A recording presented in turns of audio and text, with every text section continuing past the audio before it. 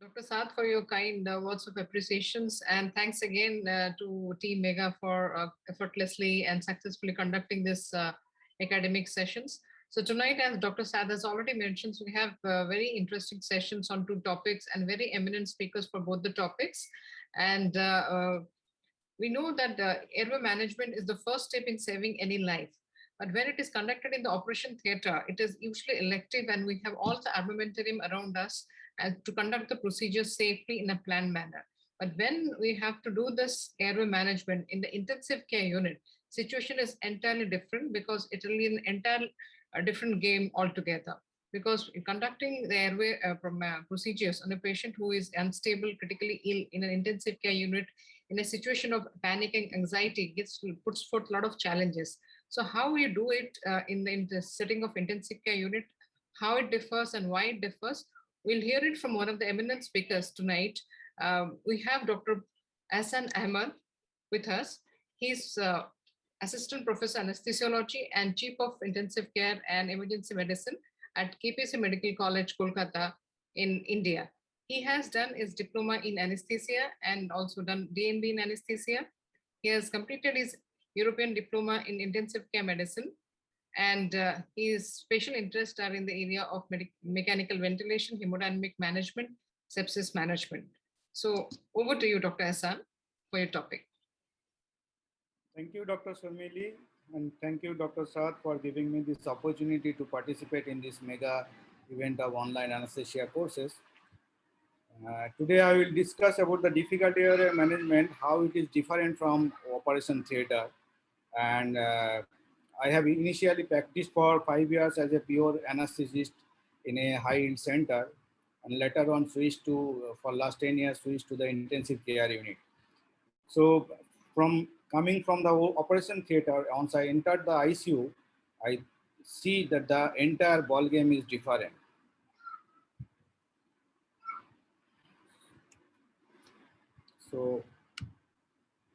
So traditionally, the airway management of critically ill has followed the same principles as intubation in the OT. That same laryngoscopy, that same intubation, endotracheal tube, that same position.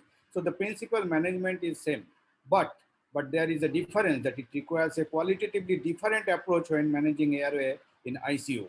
Why? The one significant difference between the two environments is that when it is encountered, the intensivist does not have the option of postponing the procedure for another day, because in ICU, it is always a life-saving intervention.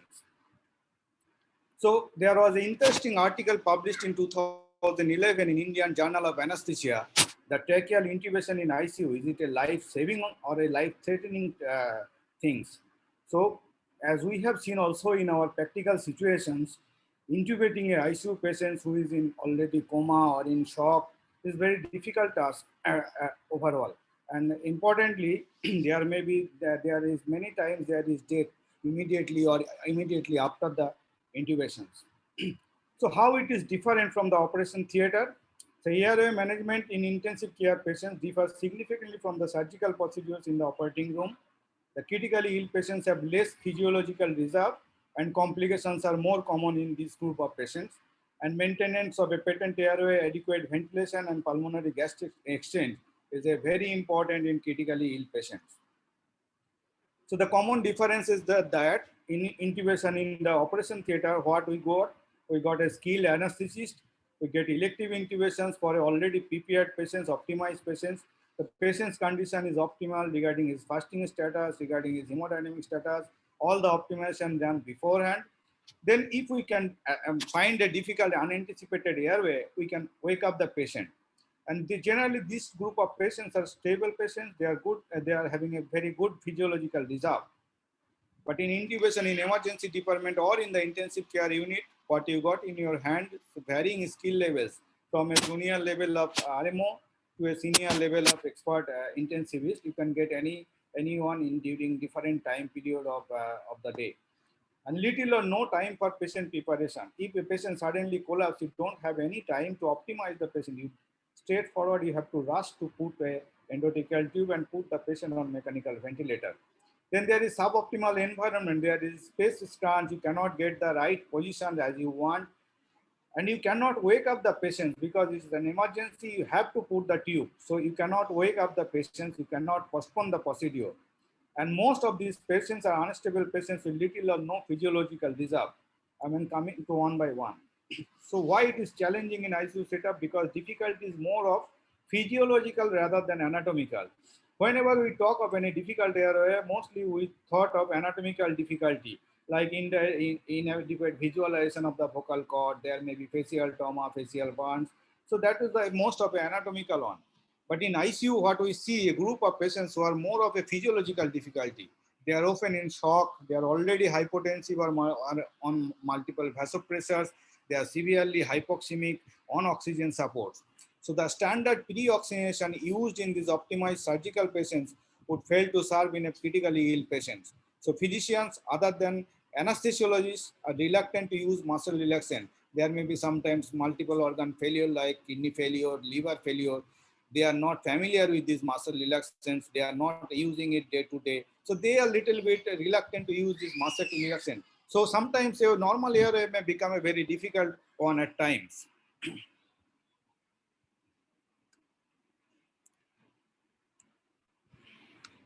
So why it is again challenging in ICU? Lack of airway expertise is a high risk for multiple intubation attempt, then multiple trauma, esophageal intubation and intubation failure. As a result, there are increased incidence of life-threatening complications like high percentage of cardiac arrest or hypoxic brain damage. So issues like the need to re-intubate in ICU is very common. Many patients will go for a trial extubation. There may be patients accidental extubation. So these patients need re-intubation frequently in ICU. And re-intubation is always difficult in ICU because there may be unexpectedly difficult in hypoxic, distressed, or uncooperative patients. So these articles highlighted the problems and challenges into three factors. One is the ICU related factors, second is the patient related factors, and third is the operator factors. In ICU related factors, what we have seen, there is lack of space around the patient. There are poor access to patient's head end, poor lighting, trained help is not always available like the operation theater.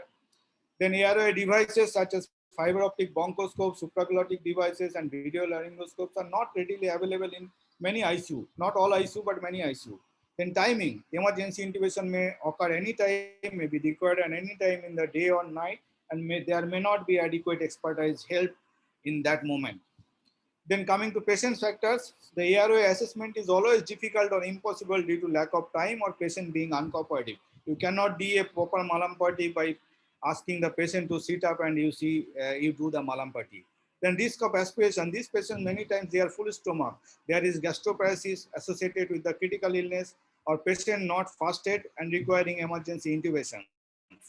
There is challenging anatomy maybe due to trauma patients like maxillofacial trauma, cervical spine injury, airway injury, burns, retropharyngeal abscess, etc. Again, inefficient pre-oxygenation because of multiple factors like the disease may cause shunt, ventilation, perfusion mismatch from the underlying illness. There is reduced functional residual capacity. So there is a possibility always of a rapid desaturation. So there is lack of physiological reserve, often leads to this rapid hypoxemia during a very short period of hypoxic or apneic period. Then patient may be hemodynamically unstable due to critical illness itself or the drugs used during the facilitated intubations. All the induction agents, mostly except ketamine and intermediate, they cause hypotension. Then waking up of the patient is not an option because unlike in the operation room because of the disease itself and the emergency situations. Then there are some operator factors like limited airway training and poor airway management skills. There may be inexperienced junior doctors and stress like any of the patient ICU or operator related factors alone or in combination may produce extra stress of the situation.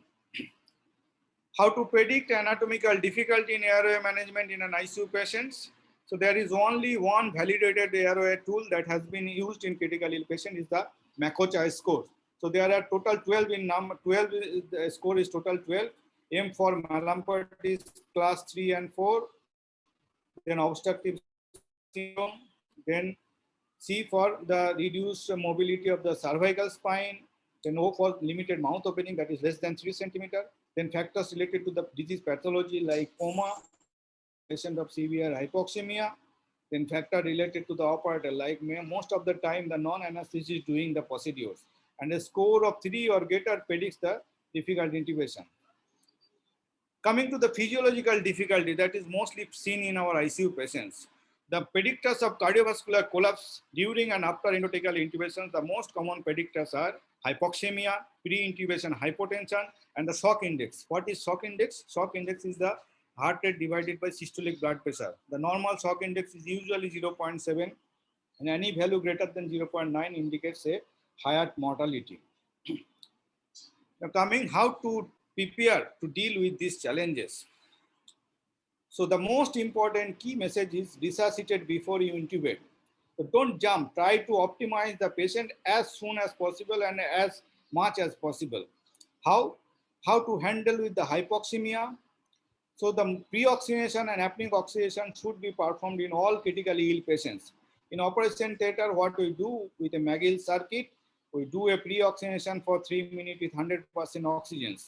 But in those patients who are already hypoxemic, who are already in severe ARDS, we have to pre-oxygenate more, and mostly we have to target a saturation of 96 to 100% with an NRBM with a maximum flow rate of 115 liters per minute, or we can use a back valve mask with a nasal cannula at 15 liters per minute. And if the oxygen saturation is still not maintaining with this technique, if the saturation is less than 95, then best preparation is to use an NIV or back mask ventilation with some PEEP effect to improve the alveolar recruitment and oxygenation.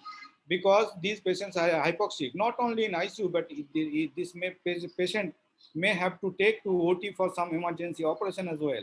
So we have to pre-oxygenate to all the critically ill patients to achieve a certain level of oxygen saturation, and all patients should be positioned in backup head elevated position if possible. So try to intubate even in semi-recumbent or recumbent or head elevated positions. That will help you to improve your pre-oxygenation before the actual intubation procedures. The next important issue in ICU, the physiological difficulty, is the hypotension or increased shock index. Most of these patients in ICU, they are on multiple vasopressors like noradrenaline, vasopressin, dopamine, like that. So first important thing, those sometimes patients come with hypovolemic shock in mostly trauma ICU. So establish a good IV access, that is the very basic. Then preload if no fluid overload is there, no cardiogenic pulmonary edema is there.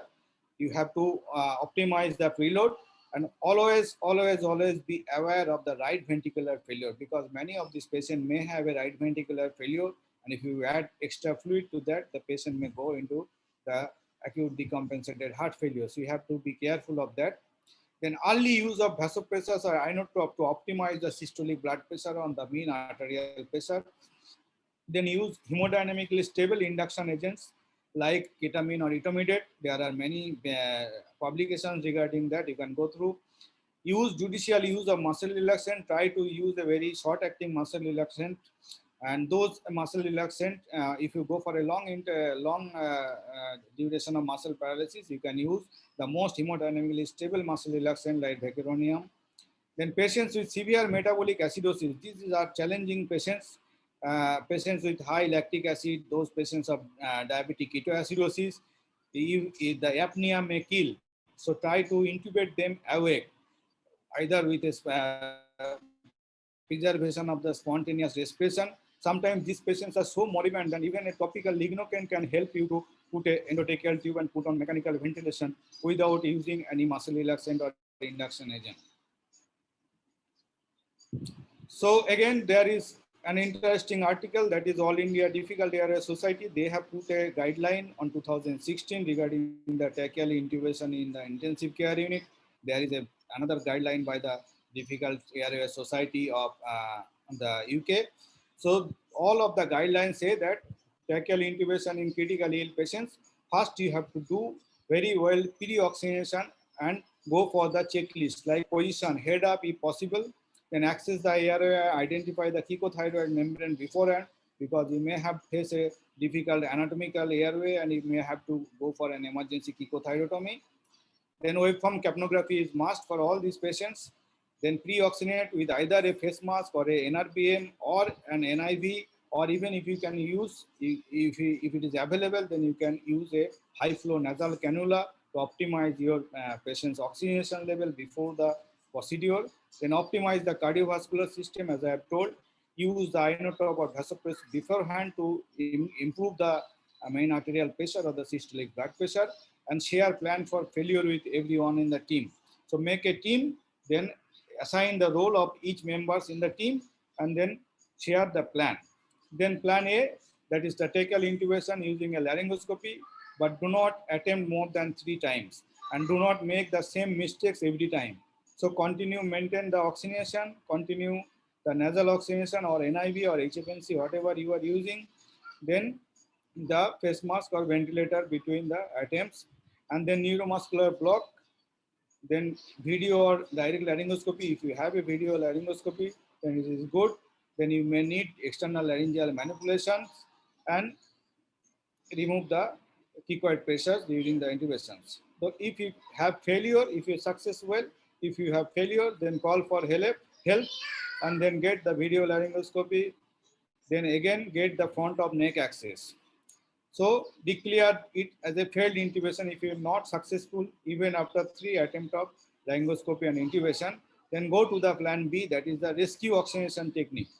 Either you can use a second generation supraglottic airway device, or you can again pre-oxygenate the patient, stop the procedure for some times for a few minutes, and then take a second person's help, use the different airway adjuncts and the manipulations, and again go for maximum 3 attempts, not more than that.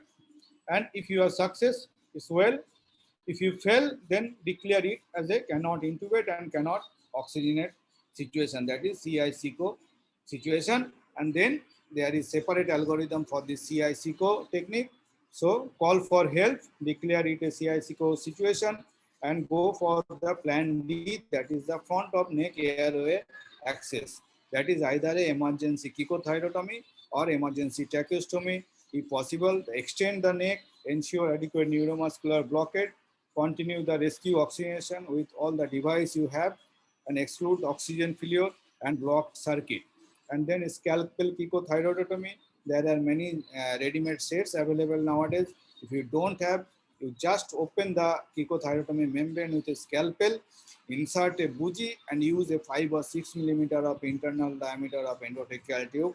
Just insert it and ventilate with a bag mask to ensure that patient does not suffer from a hypoxic cardiac arrest or hypoxic brain injury. So this is a reference for your reading, published in 2018 in British Journal of Anesthesia. So again, the guidelines is that the most important thing is prepare your patients. So reliable IV or IO access, optimize the position, sit up if possible, use a hard mattress, identify the kykothyroid membrane, ready for the airway intubation if you have a fiber optic bronchoscopy. Then optimal the oxygen, pre-oxygenation with 3 minutes with a monitoring of oxygen saturation and waveform capnography. Consider a CPAP or NIV, and optimize your patient state like fluid, pressures, or inotrope, whatever is needed. Aspirate the nasogastric tube to make the stomach empty, and delete sequence induction if possible. And if the patient have a history of allergy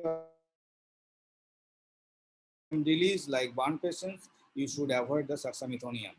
Then prepare the equipment beforehand, like apply all the monitors, SpO2 monitor, waveform monitor, and they are showing the running the status that ensure that, and then check the all equipment list like tracheal tube of different sizes with cuff checked, then direct laryngoscopy of different size, video laryngoscopy, bougie or stellate, working suction machines, different type of supraglottic airway devices like intubating LMA, then the nasal airway, flexible scope, and front of neck access set. And check different drugs like consider ketamine, use muscle relaxants that are mostly hemodynamically stable. You may use the opioid like fentanyl also. Then pressure and vasopressor and inotrope agents should be ready in an infusion pump, and maintain the sedation.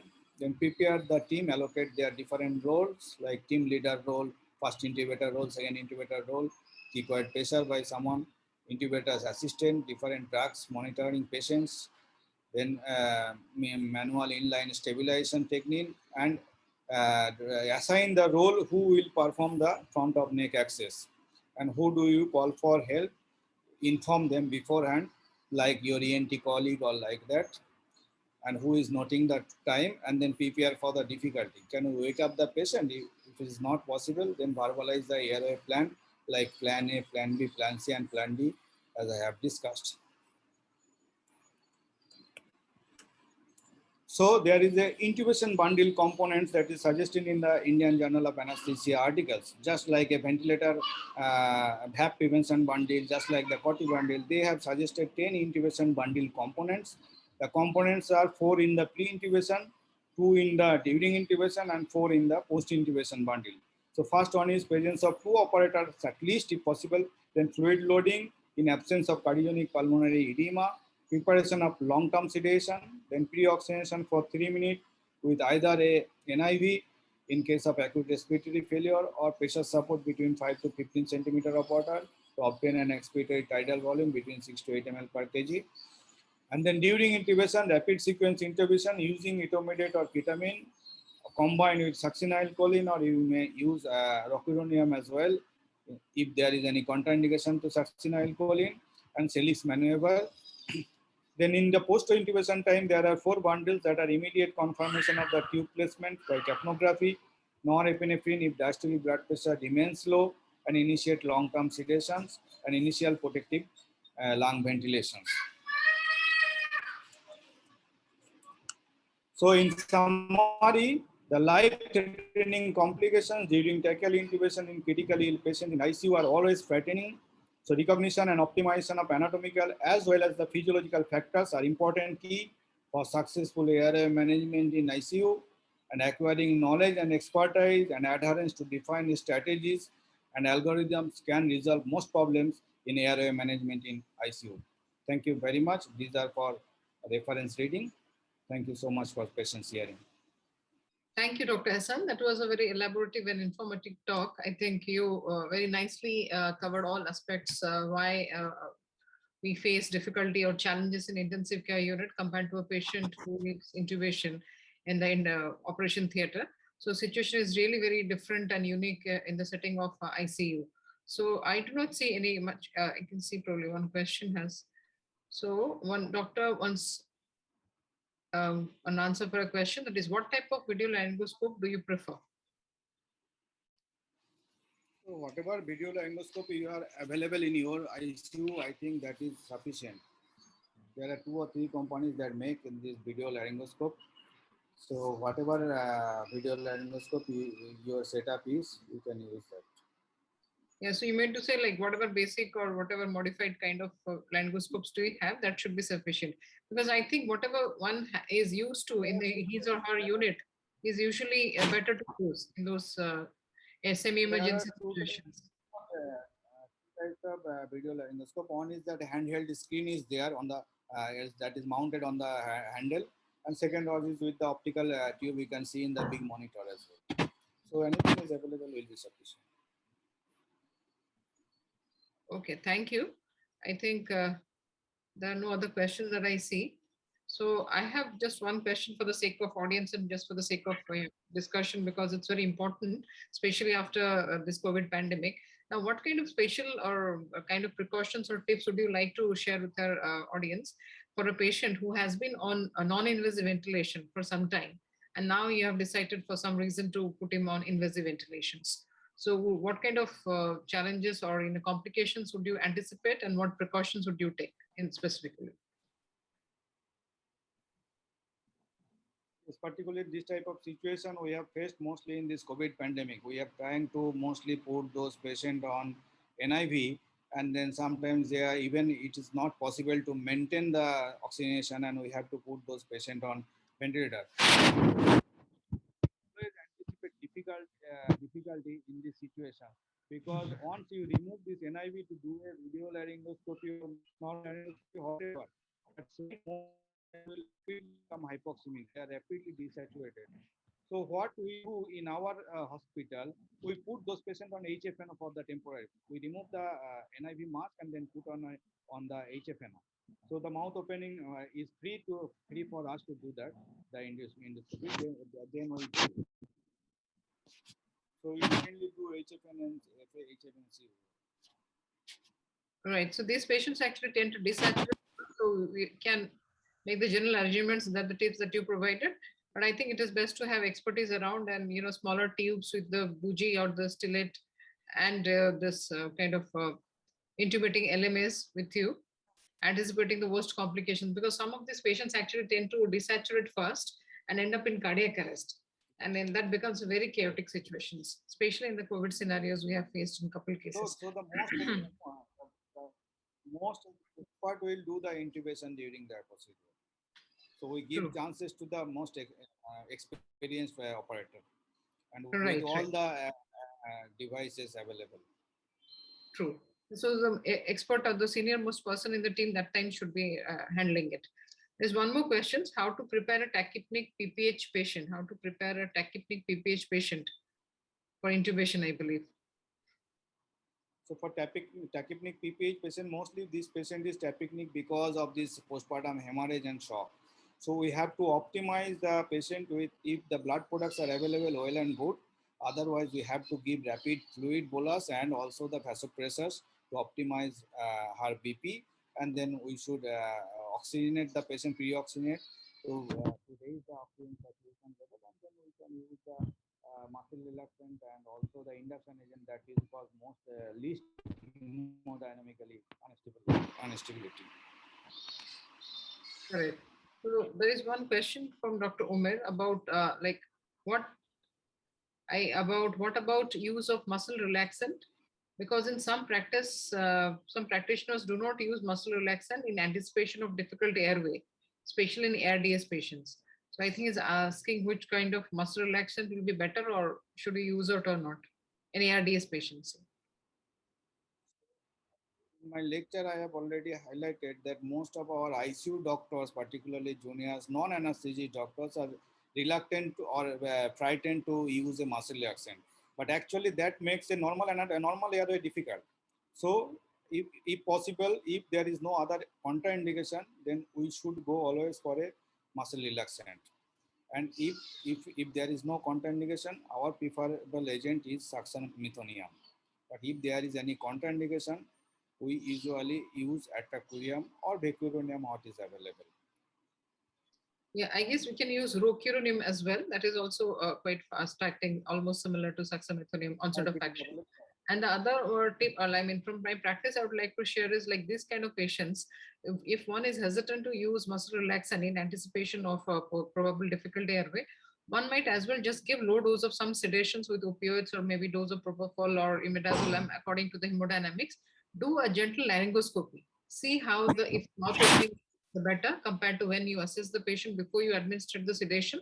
And if the mouth opening is good, and if you can visualize part of the epiglottis or the glottis itself, then it gives you certain confident level of confidence that if you're even paralyzing the patient, you will be successfully putting at least a small size tube, if not a appropriate size of tube. So I think this is something in practice I usually share with my team to practice in the odd hours if they are not confident. So do this procedure so that it gives you confidence. And as you said rightly, in many cases, actually not giving relaxant makes the normal anatomy difficult.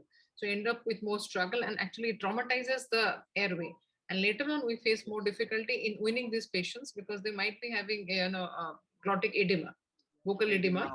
Yeah, and later on also when you're suppose you have tracheostomies and you're decannulating these patients, they also face different degrees of stenosis due to the airway trauma. So I think it's a very simple step. Just do a gentle laryngoscopy, see how much you can see, and that in most of the cases it gives you a very fair idea about if you can proceed with the muscle relaxant or not. That's all. I do not see more questions. Maybe just one more. Yeah, there is one question like practically in patients with severe metabolic acidosis, can we use lidocaine spray to obtain the reflexes? I think it's a very good question from Dr. Omer. Yeah, Mm. I I'll have read one it. comment, Dr. Sharmili. I have Sorry. one comment from, we learned a very good lesson from the COVID-19 that we have an intubation team in ICU. So that intubation team, it has a lead of the intubation team. It has the arm of the intubation team, people preparing the stuff, people preparing the patient, people preparing IV, vasopressor, muscle relaxant, drugs, everything. So I think going to preparation, intubation, after intubation checklist is absolutely perfect and make the job easier. And step one, step two, or option one and option two, or plan one and plan two is absolutely making huge difference. And the learning curve, despite that we're senior or junior, we learn every day in our experience. Thank you. Yeah, you rightly said that. That's so. I think Dr. Omer had a question. It's like practically in patients with severe metabolic acidosis, can we use lidocaine spray to upturn the reflexes? Dr. Hassan, would you like to answer this? Yes, yes. For severe metabolic acidosis, you can use a lidocaine spray or topical lidocaine, because these patients are mostly moribund. They do not fight with you, do not have too much of reflexes. So you can well use it. And regarding one thing I have forgot to mention in my lecture, that giving sodium bicarbonate does not usually help. They may correct the blood pH, but there is intercellular pH nobody knows. So better to go for a topical local anesthetic and go for awake intubation, preserving the spontaneous respiration, because their only way to compensate the severe metabolic acidosis is the respiratory compensation. And if we put any induction agent or muscle relaxant, that compensatory mechanism has gone and the patient will go for immediate cardiac arrest. So it is better to use a topical anesthetic. Thank you. Thank you very much, Dr. Hassan. I think last question we take, and then I think we should proceed for the next session. That is again from the same doctor. What about using pressor dose of adrenaline in severely acidotic patients? I'm not sure about what he is actually wants to. What about using pressor dose of adrenaline in severely acidotic patients? So we always do not give any bolus. We always give on infusion, maybe 5 to 10 microgram per minute per or per hour, like that, according to the body weight and according to blood pressure. Our target is to achieve a mean arterial pressure of at least 70 or a systolic blood pressure of at least more than 90. So accordingly, we titrate and we give the dose. There is no fixed dose like that. Yeah. I'd just like to share that the first vasopressor these days, if at all it's to be used, is the noradrenaline is the first choice, followed by vasopressin. Only in very exceptional cases would you have also bradycardia, and those are the cases where you want the chronotropy action. Probably adrenaline is used. Otherwise, adrenaline is not a vasopressor of choice for patients in shock, because it causes tachyarrhythmias and it increases lactic acidosis. So many other fallacies are there. So it's not a vasopressor of choice. Thank you very much, Dr. Hassan. I think that was an exhaustive discussion and quite enlightening.